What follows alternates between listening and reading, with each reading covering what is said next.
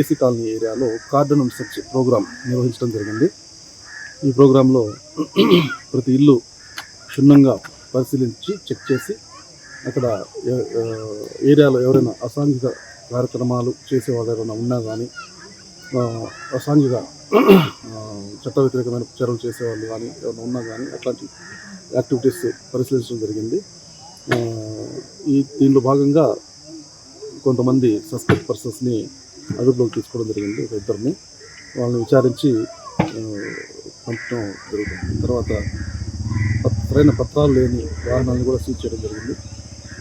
ఆ పత్రాలు చూపించిన తర్వాత వాళ్ళ వెహికల్స్ని వాళ్ళకి అప్పచెప్పడం జరుగుతుంది.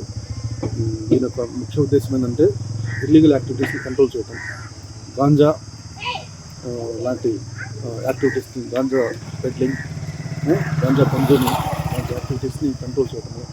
తర్వాత ప్రాపర్టీ అఫెన్స్ వాటిని కంట్రోల్ చేయడము.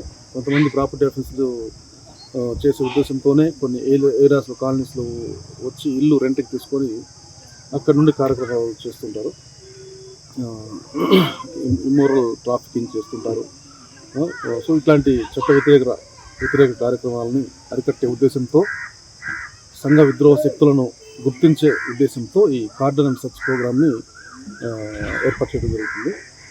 పొదలకూరు మండలంలో ఇది 3వ చేశాము, 4వ చేశాము.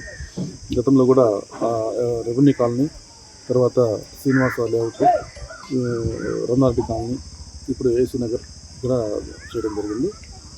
ఇంకా భవిష్యత్తులో కూడా ఇట్లాంటి కార్యక్రమాలు చేయడం జరుగుతుంది త్రూఅవుట్ మండలం. సో పబ్లిక్ పోలీస్కి సహకరించారు.